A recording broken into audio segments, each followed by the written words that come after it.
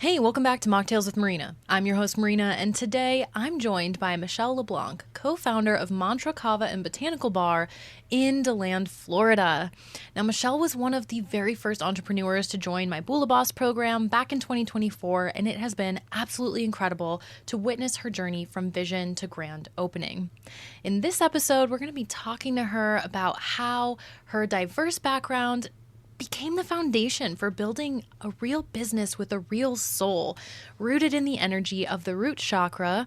By the way, that was 100% intentional. I am so excited to dive into that, but also rooted in community care and creating a third space where people can truly feel at home. We're also going to explore what it means to ask for help, stay grounded, and turn a dream into something actually tangible. So let's get right into it. Thank you so much for being here with us today, Shelly. Thank you for having me. I'm super excited. Yay. Well, let's start right at the beginning, right off the bat. You're about to open Mantra Kava Bar, having this grand opening, which we'll get to in a short bit here. But what was the very first spark of inspiration to make you decide to open a kava and botanical bar? Yes. Well, I've always been really interested in, herbalism and natural remedies for things, probably since I was a little kid and just playing with dandelions in the backyard. Um, but my life took me in very different directions than that originally. I started out in the aviation and aerospace world and uh, kind of came along curvy road, I guess, to get here. But I felt we needed, I guess I have my head in the clouds with all the aviation and aerospace, and I really needed something grounding and healing here and now that puts me in the present, and I can kind of recharge and connect with what I want to give back to the world. And I felt like other people needed that too. Like we needed to bring that to our community at large. And here we are. Yes, here we are. And let's dive a little bit more into your background before we dive into the story, because I just think that it's you're just one of the coolest people, Shelley. Not only are you into airplanes, but this isn't your first business. This isn't your first rodeo. So tell us a little bit more about your entrepreneurial experience leading up to this point and, what really from this story made you be like, I specifically want to open a kava bar. hmm So, well, I went to school for, the aerospace and aviation. That's what I went to college for. Uh, I ended up when I started working in that industry, it was not a very good timing. I went to Houston expecting to work in the space program, and that is when all the funding got cut for the space program. So there was a lot of very unhappy people in Houston at that particular time. And that's when I realized I needed to pivot. So I actually got into the health and fitness world, studied to be a personal trainer, ended up just taking a little vacation, if you will, to go back to school. I studied abroad and was learning French and just traveling around. Uh, Ended up back in I'm from Florida. I was born and raised in DeLand, but I ended up in the Chicago area, which is where I met my ex-husband. And I was sort of doing the aviation safety thing for a little while there. And they they wanted me to relocate, but I had met him and we were going to start a family. So in order to stay there, I switched into the health and fitness field again, where I was doing personal training and weightlifting, and we had fell in love with rock climbing. So we climbed a lot while we were up there. And then, we had our first child, my daughter, Sedona, and we wanted to be closer to family. So we moved back to DeLand and we missed the rock climbing that we had up north. So we decided to open a rock climbing gym in our little town of DeLand, Florida, Dino Climb. And we built that from the ground up. So It was quite an experience to bring the mountains, if you will, to a very flat, flat terrain here in Florida. But yeah, that was quite the experience. And that's kind of how I got started into my entrepreneurial journey. Oh, that's so cool. You went from the sky to the earth, and now we're getting to the root of it.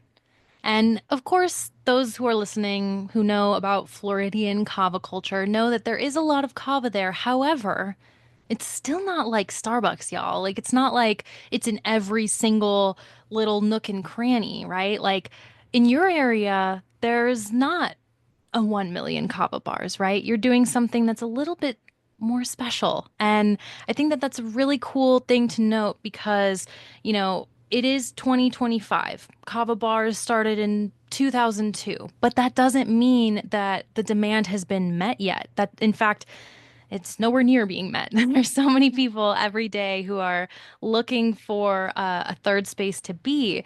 And even though you had already kind of created that with the rock climbing gym, now I feel, I feel the grounding and the that community taking it a step deeper, right? So instead of just climbing together, now we are able to really sit down and do what the magical kava does.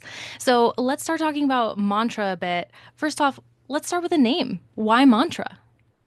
Well, so me, my husband now. So I talked about my ex-husband, we have that business, but my husband now, we had gotten into meditation. So he really introduced me to the world of meditation, and it was just such a different world and such a calming, centering place that I found through that.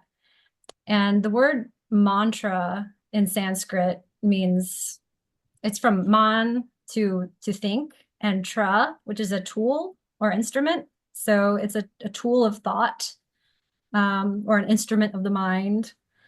And I I've always liked that kind of the centering nature of it.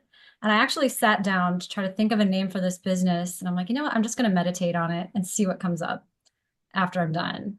And I'm like, I did. I sat down and meditated. And I'm like, mantra. I kind of like mantra kava. And the M in mantra in our logo is the symbol for the Muladhara, for the root chakra. And I just thought that all tied together too perfectly, being the root that was the focus of our business model. So it Mm. is special. It is special. Your branding goes deep, and I love that there's just like layers and layers to it. Like, yes, you've got, getting to the root of things, getting to that grounded place. But Kava truly is, I mean, if I were to try to describe to someone what Kava is and how it makes them feel, I mean, all you have to do is tell me about your branding, and I'm like, I feel like I'm already drinking a sip of Kava, which is so special. And a lot of different people try to create a lot of different type of third spaces out there. Again, whether they're more active, like the rock climbing gym, or it's more of a coffee shop, another type of lounge. But your kava bar is about grounding, right? So it's this special intentional place. So what decisions did you make in the design like of the physical space to help people feel grounded? Yes, we wanted it to feel really earthy. Like this was like, I'm from, my husband flies. He's a skydiver. That's his main business is in the skydiving industry. And all these people we're surrounded with were this very, fiery, head in the clouds kind of mix of people.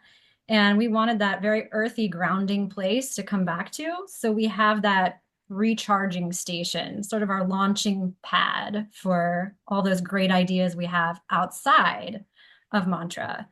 And I wanted it to have just like the texture was very important to me, coming in and seeing the different wood grain and different plants and the textures of the furniture, the fabrics that went into it. It was all very intentional in that in that the visual stimulation and how it creates such a feeling inside you, as well as, what you're touching, how it just sets the mood for the time you're there. And that was big. Mm. I'm not even there, but I can like feel it. I can smell it. And I think this is cool because when you look at a lot of other kava bars out there, there's a lot of different ways you can go, right? But there's a lot of events and types of things that are like recycled. I mean, the amount of times I've seen a rave at a kava bar, I mean, it's not even shocking anymore, right? But this is a very intentional place. It shows that you don't need to cater to everybody who's in kava. In fact, that's not even the point, right? The point is to create this grounded space for your community, whether you're introducing this as a new herb for some people or they're just returning to a familiar favorite. And I think that's so cool. And I know that the process of building a business that has this intention, that doesn't always mean that it's that you're going to be like a grounded Zen the whole time, right? Like I'm sure that you had many of those hair-pulling moments where, you're trying to get this Zen design together and it just doesn't feel very Zen until it does, right? So that being said, how did you help yourself remain grounded throughout the building process, especially in those moments where it got hard or confusing? Oh boy. Yeah. I luckily have a very good support system, and it's been incredibly helpful.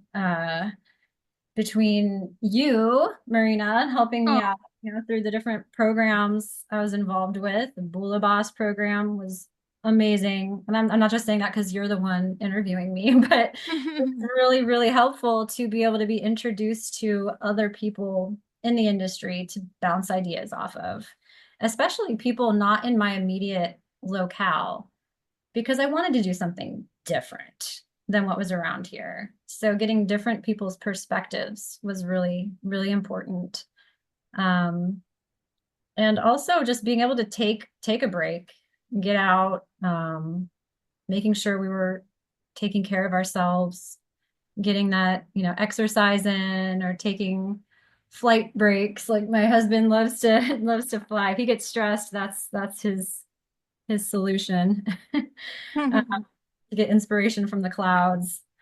And I think it all does reflect in the space that we've created. Um, Another thing about our design that was very intentional and kind of a leap of faith was that we don't have any TVs. And that's, I think, most of the kava bars around us in the Central Florida area, most have televisions. And I wanted that kind of come back to connection and be able to just focus the connection on the interpersonal side of things and ease the distractions, because I feel like the distractions are everywhere and it's so easy to get, like if I'm stressed about, okay, how are we going to pull this off? And now we have a plumbing issue, okay, we got to bring all the focus back together. So just being able to keep that focus by having this a space to that's conducive to inspiration and focus. That beautiful balance of masculine and feminine, of like masculine being the container that holds space to allow the feminine to flow. I love that. And I think that, you know, with that very conscious decision to not have TVs, which by the way is so cool. And it provides that in and of itself, by the way, is a talking point. But like the fact that it allows for that lack of rush, which even when you mentioned how you grounded yourself during the process of being able to take breaks, take a step back, I think that this is very important because a lot of people, they feel like they need to rush through this journey. Like, I had this idea today. If I don't open this bar in 90 days or in 6 months, I'm gonna lose it. And there's this culture of just trying to like get on the trendy bandwagon or trying to just do the thing quick and kind of feeling flustered or disappointed in that process. What I sense from you and the journey that you've been on is, while yes, like I'm sure there was some sort of timeline in your mind, did you know that your grand opening was going to be May 10th? Was that your goal, or was it more of like, we'll cross that bridge when we get there? Oh boy, yeah, we had intended on being open much earlier. This was quite the journey. So we actually bought the property that we're on. We're not renting it. It's a standalone building, and that it was going in a different direction than we had originally planned because most of the spaces around us, the bars around us are in a kind of like a strip of other businesses. So you're getting a lot of foot traffic and things like that. And there was really nothing that really hit home with us until we found this property that we're in, and it had an outside space. And that's really what we wanted. Um, the main thing we were looking for, because there's not a lot of places that have outdoor seating and can be, that close to nature vibe that we wanted.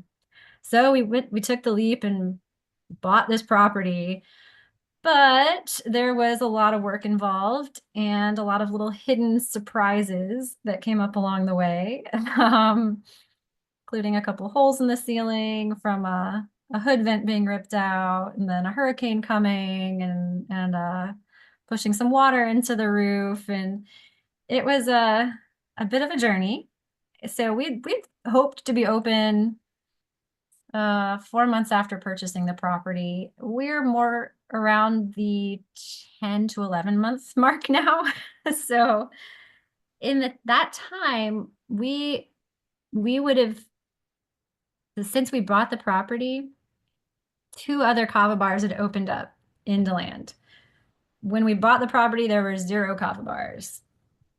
And luckily, we've gotten to know the other kava bars, and they understand our story, and it's been a great community. We all lift each other up here, and we've had great support from our local kava bars, which has been amazing. However, it's been a process, and we didn't want to rush it and make poor decisions or skimp on things and it not show up how we wanted it to. We wanted the first impression that people got to be the true meaning of what mantra is. We didn't want it to be the sort of cheap, rushed version. So I am glad we took our time and put the intention into everything. Even though it took us a little bit longer, I think it's going to pay off.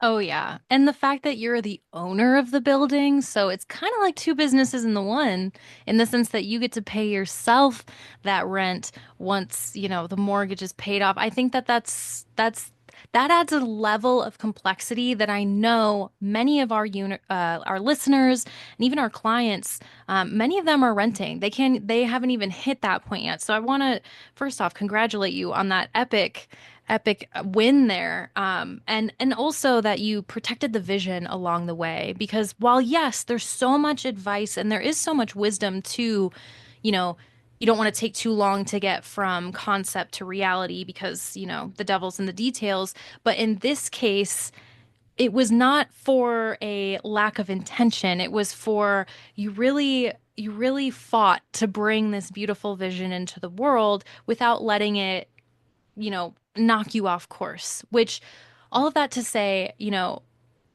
it's not only really commendable, but I'm sure you have some words of wisdom for people out there who, you know, they're maybe in the boat you were a year ago, right? They're like, I want to do this. I'm in the exploratory phase. I'm learning, but I have some fears that are holding me back. What advice would you give to yourself 1 year ago?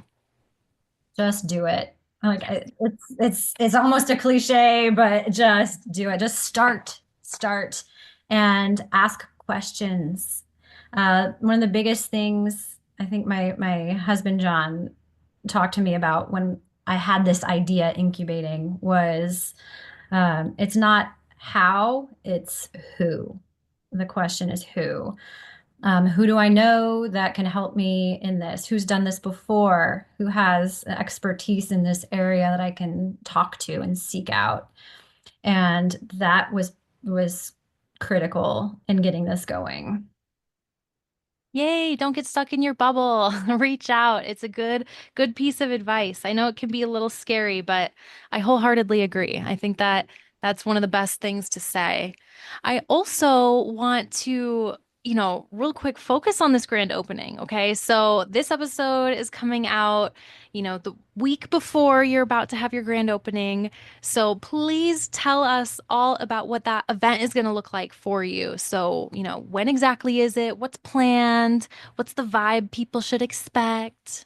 Yes, so it's going to be it's the Saturday before Mother's Day. So you can bring your mom if you want. But it's starting at the real event is starting at 6 p.m. We're going to go through 1 a.m. or whenever people get tired, probably. Um, but the hour before, we want to dedicate to a community yoga class. So whoever wants to come out can experience that and kind of get grounded, in touch with yourself, and prepared to experience the different botanicals we have from a different state. And then we're also gonna have fun and games. We got a good outdoor space, so we'll have our ping pong table set up, different outdoor games, a food truck, lots of prizes and raffles, and we'll have lots of different drink specials throughout the night, so people can experience the different drinks we have to offer. Yay, so fun. And even if someone's listening to this a little bit after your grand opening, I feel like everything you mention is just a lot of the vibe of what you'll often have, right? Like, can we expect to see more yoga classes and things of that variety at this location? Yes, yes. I want this, is my intention here is to have a healing space. Kind of, I think my unofficial slogan lately has been that we're here to heal, feel, and be real. And I really want to bring in the alternative healing modalities, make them less alternative, and people can find that mantra, different sound healing, breath work, clinics. We have, I'm close to a lot of healers in the community that would love to share their knowledge and just bring that community aspect together so that we can bridge the gap in knowledge and people realize the different options they have. I really want a shirt that says Mantra Kava Bar and then it also says heal, feel, and be real because I need to be reminded of that myself. It's such a good little mantra. That's a good idea. I think I'll put that on my list. Yay! Or, if you want to make a baseball cap too, I'm really into those. I got it. We're on it.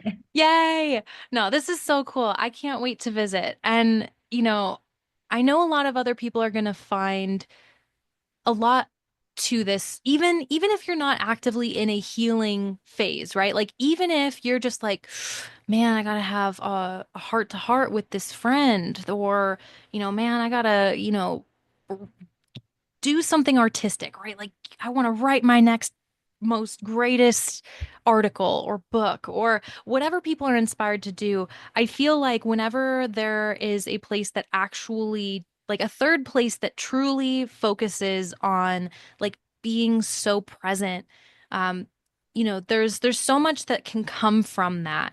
And this type of space, I'm sure has brought up a lot of like healing and beautiful moments for you. So I'd love to hear, as you're prepping for this launch, like this is getting super real right now. Like, of course, I'm sure you've had like friends and family come through to kind of get you warmed up and, soft open, right? But coming into this grand opening, like, was there a moment where you had either with yourself or with your husband where you were like, oh snap, like we're doing this. Like this is like happening. Oh yes. Oh yeah. Yep. Like we had our a little friends and family night, and I was starting to get that, oh my gosh, I'm getting stressed out, like so much to do, so little time.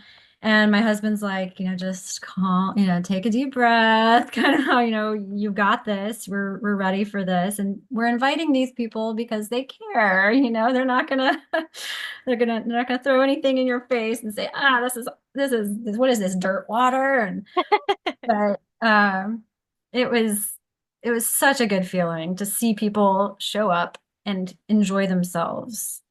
And our very first day of having our doors open, which I didn't even really announce because we had this huge plumbing disaster the day before. I'm like, I don't even think we're going to be open ever now at this point. But but I got the issues situated and taken care of, and we decided to go ahead and open for a soft open. And just the people that wandered in on accident. We're not on a main strip. We're kind of, off the main drag a little bit. So to have these people come in just seemed so um such a, I don't know, coincidence, but like it was meant to be. And just people who needed healing at that moment in their life. They just needed a space to exist and didn't feel like there was that space for them. And here I am. They just showed up and oh my gosh, there's this place that didn't exist yesterday, but it's here today. And it it was life changing. It was like, this is why I'm here. I'm here to be that space for people who don't think they have one. Hmm. I And love that. yeah, it was pretty amazing. Like, at the end of that day, I think I was the silent tears of gratitude. It was real. Mm.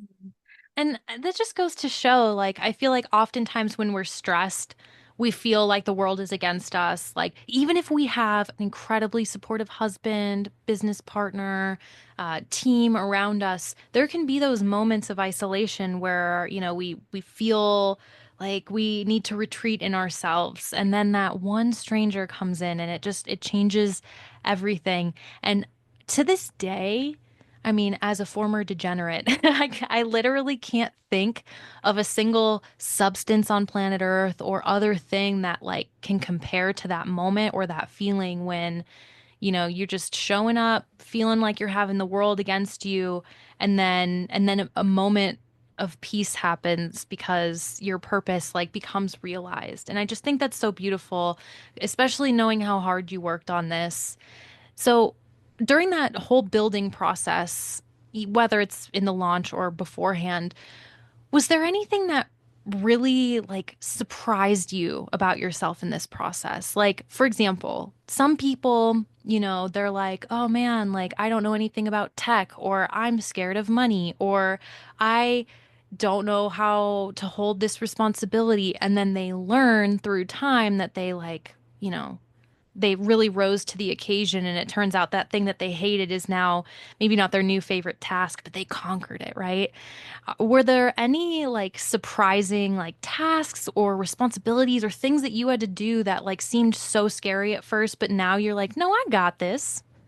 Oh gosh, yeah. I mean, I was the kind of person who I do not like ordering pizza on the phone. But like, luckily nowadays that's not even a thing anymore, I don't think. I think everyone orders online, but like I do not like making phone calls like that. I would avoid it at all costs. But I really, really overcame that. I'm gonna call on everybody I need. I need to schedule this and organize this and call the different companies and compare notes, and I guess just really reaching out to people. I don't know. I'm not afraid of people. But I love people. There's just something about that mystery of the phone and not knowing what they're gonna say. And I definitely didn't realize that was something I needed to overcome, but I did. And and I think just in general, getting things done. I'd I'd thought that I'm a procrastinator. I've definitely identified as a procrastinator. And I realized that if I had that in my life anymore, it wasn't going to work. That was not serving me. And I found a way through that. I overcame that and I get things done now. when I need to. I prioritize my tasks and the checklist gets done. It was a really good feeling. Yay. Yeah, I can really relate to both of those things. I'm granted, my parents, when I was younger, they would make me like go up to the counter and like order, like if we went to Culver's or McDonald's, like they'd have me practice and it would always just be such a thing. And I remember that carrying through college, really. And you're always like, why is that? Because you're right. It's like even if you love talking to people or you don't mind connecting or you know, it still can feel daunting. And I feel like that weight, at least in my experience, comes from like, yeah, like that unknown. Yeah, what are they gonna say on the other side? Or, even with procrastination, like, oh man, like if I do this, we don't realize what the block is, but usually it's because there's just some unknown that we're scared of tackling. But always, 100% of the time, the one task we put off is the one that tends to move the needle the most, right? And I think it's cool that you are aware of that growth because I think that's what holds a lot of people back. Like I think that's why they get stuck in that planning phase and they need to listen to you and just do it and, and do the thing and move forward. So that being said, what's something about the non-alc space, and specifically like opening up a business inside of the non-alcoholic industry that you feel like people don't talk about enough? Like something you wish you knew prior to this moment? Oh gosh. Well, probably well, there's a lot of regulation and impending regulation around certain botanicals and their use.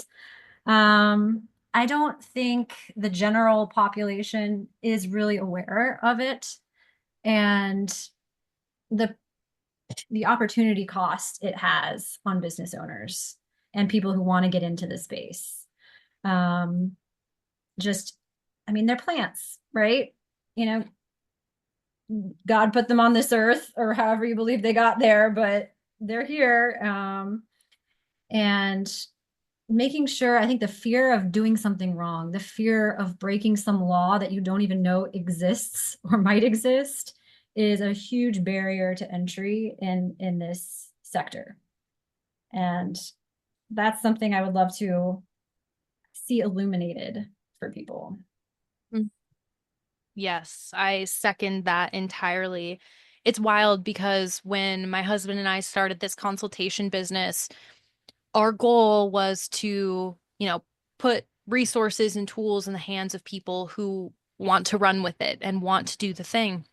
And since then, which we started this consultation January of 2025, and it's, almost halfway through, or 2024 is when we started, halfway through 2025 now. So it's been a year and a half yet we have seen since we specifically started focusing on Kava, which was back in like 2021, we have seen multiple counties in multiple states go through a whiplash amount of changes in laws. I know in Maricopa County in Arizona alone, I mean, it was like, okay, it's a free for all, do whatever you want. And then Kratom was under question, but then they re-regulated it and put it in the food category, so it's more protected. And then Kava came under attack, which makes extra no sense to me. And now like they weren't regulating across the board the same. So different kava bars essentially were being treated differently. And now everybody like, they were trying to push kava out. But luckily, this is the importance of community in entrepreneurship. Everybody came together and formed like a mini unofficial Arizona Kava Coalition where we all get together and chat anytime any of us encounters a health inspection or a new law update or anything. And from that, everybody's been strategizing together, like, okay, well, it turns out, at least at this moment, we can sidecar kava. So you can't make kava mocktails, but you can make like a mocktail and then have like a traditional shell of kava on the side. And if the consumer happens to put it together, then cool. The point of that is the only reason that came together was because businesses were so close to failing. And prior to that moment, I felt that there was an animosity in the community. Like different kava bar owners did not want to come together and chat about it until they absolutely had to, and until there was a little bit of like that government peer pressure kind of making it an us versus them. And it never needed to be. Originally, it was just, hey, all of these kava bars are just trying to, do their thing. So that being said, that's just Arizona. You're in Florida. Florida is wild at this very moment with the laws or the bills that are being talked about. And that being said, like even with what we've seen with kava, kratom, any other botanical that falls under attack, uh what we see is community coming through, right? Because the people who are there for the substance, right? Like they will go wherever they need to find the substance. But community is something that can never be replaced by laws. And I know that that's like beyond the point of what you first mentioned here, but it's just a point that like has really been on my mind. So I'm grateful that, this is what you said because, you know, there's always going to be something that's going to be vilified, right? Like I had a client in another state that had ashwagandha. Um, they had this whole situation where there was one drink that they had that had ashwagandha in it that they couldn't put on the side and sidecar, and it almost got them entirely shut down. And, you know, from that, the biggest, I guess, lesson we learned from it was just like, dang, like, laws can come and go, but our people are really like we're selling kava, but what's the real thing we're selling, right? What's the real thing we're trying to like put together here? And it's that energy and all of the other intention that goes in. So again, Shelley, I feel like mantra is such a fantastic example of like everything you've said in this episode, yeah, Kava would go great with it, right? But like that's at the end of the day, Kava isn't what makes you you, right? It's this beautiful vision and intention you have for creating a grounded place for your community to come and heal in whatever modality that may be. So that being said, I'm going to still keep fighting all of these laws on all the coalitions I can find, and we're going to go hard to make sure that no one ever gets that taken away. But I just want to commend you on being an excellent example of even though that is a very massive and real fear that and it's a real problem that you have to deal with as a business owner, your business design has, at least from my perspective, in my opinion, made you this force to be reckoned with, Shelley. You're gonna be around for a long time to come. I can feel it. Yes, yes. And that's what I was telling, some of our different, the members of our community. I'm like, we will find a way to carry on, no matter what it is. If we have to change, our menu, change how we serve things, it's the community at its core. That's what we're here for. We'll find a way. Yes, we will find a way. So, speaking of finding a way, of course, we've already mentioned that you have some lovely Kava Bar neighbors. Shout out to them. That is awesome.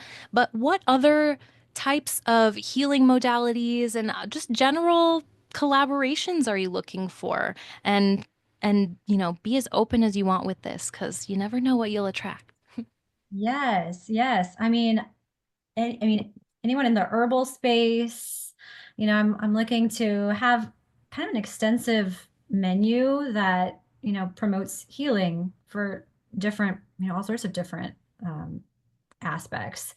So the whole herbal space, looking at, sound healing, the chiropractic community.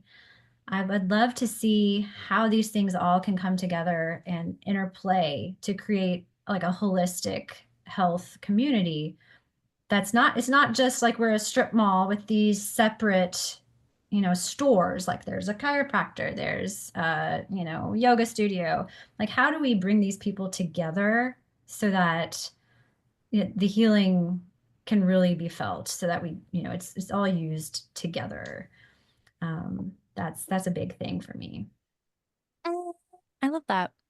I also, as my husband and I are moving into different stages of life and family planning, our definition of third space has really changed over the years. And when we think about community spaces that we feel, really lit up in personally, not professionally, because professionally we're impressed with a lot of things, but personally, when we're clocked out and we're just trying to like chill on our own, we often look for spaces that provide, an alternative point of view, somewhere where you can have conversations about those holistic modalities and not feel like it's a political conversation or not feel like we're attacking some, right? Because there's different types of places that invite different types of connection. And I think that what you're doing is going to be helping so many people beyond what we could even possibly like imagine right now, right? Like I'm just imagining like, you know, you starting in one place, you attract certain healers, and then someone with an incurable disease could come through and then find the person that they needed in their healing. And that's the most profound, like it brings tears to my eyes to like just even think about how, again, magnetic an intentional space like this can be. And I cannot wait to see the lineup of collaborations that come through. I know we're definitely going to travel out and we can't wait to come see. So, that being said, can you describe a moment during your journey where you felt healed specifically, right? Like throughout this whole, what were there any wounds that came up or really big insecurities outside of the ones we already talked about, that you feel like mantra has healed in you? Oh, yes. Probably a lot. That's a long list. So like I mentioned earlier, I started the climbing gym with my, now ex-husband. We get along great, so there's no ill will there at all. I was actually originally planning to open Mantra inside the climbing gym until we decided this we needed more space to spread our wings. But going through the divorce, I decided to cope with that midlife crisis by getting a master's in neuroscience. That was my my coping mechanism. I guess there could be worse. Um, but that while working through my the master's degree, I realized I didn't really want to be in the, I guess, the academic scientific research community, which is what I thought I wanted to do. I wanted to go deep into neuroscience research. I've always been completely enthralled by the brain and how it works, and I wanted to be able to help people and their brains. And I realized that I didn't really want to be tied down to the whole pharmaceutical industry and their narrative of what they want to pay me to research. Um, and I'd consider myself a neurospicy individual. So going through that, kind of tumultuous time in my life really brought on the neurospiciness. And I have two young kids, and they're 8 and 10 now. And raising them, going through a divorce, trying to get a master's degree, just it was a lot. It was a lot. And I actually found Kava and Kratom around that time, and it helped me immensely, immensely. And getting through to this time and being able to finally share that with other people who are going through difficult times, and how we can control what we put in our bodies and how we show up in the world. um, it's been incredibly healing for me, and also to get this business up and show my kiddos, the things that we're capable of. it's it's been it's been quite healing. um yeah, quite a journey. I bet your kids are so proud of you and they get to grow up in this wonderful environment that, you know, just is supportive and shows them that, you can do all the things in life and put a whole roadmap out there, but then to experience it and then go with that flow is a whole other skill and a whole other journey. And I think, Shelley, thank you so much for sharing your story and everything that you have with us today, because not only has it been very inspiring, but I already know we're going to get a lot of feedback on this episode because it really does touch home for a lot of people. There are a lot of things that make us feel like, oh, this might be outside of our wheelhouse or it might not be accessible to us. But, I know that you can agree with me if you have a dream in your heart and it just doesn't let you sleep at night until you do the thing, it's worthy of pursuing. So, all of that being said, do you have any final messages that you would like to leave, with the audience today? No, just that if you have a dream to go out and, if you want to start your own, whatever your business idea is, just take the first step. Take that little tiny first step. Reach out to somebody, talk about it, ask questions. Um, and then once you're supported, pay that back. Support others. Like it feels so good. I'm already getting people asking me questions like, well, how did you do this? Like I've always wanted to open a kava bar myself. I'm like, go for it. There's plenty of bars in the world, regular bars. There's lots of space for more kava bars. So there's plenty of room. I guess just be the help that you needed for others. Yes. Thank you so much, Shelley, for everything you've shared with us today, for that final word, and for making a lot of new people's new favorite hangout spot. Thank you so much. Thank you, Marina. Yes, of course. And for those of you listening, if you want to go ahead and visit Mantra Kava Bar in DeLand, Florida, you can take a look at the description of this episode in order to get more information. We'll have the Instagram handle and we'll have her website. And if you have any other questions, anything else that comes up that you want to talk about from this episode, send me an email, hello@marinamars.com. And whether that question is for me or Shelley, I'd be happy to either answer it or pass it along. So thank you so much for being here today. And as always, if you need anything, just let me know.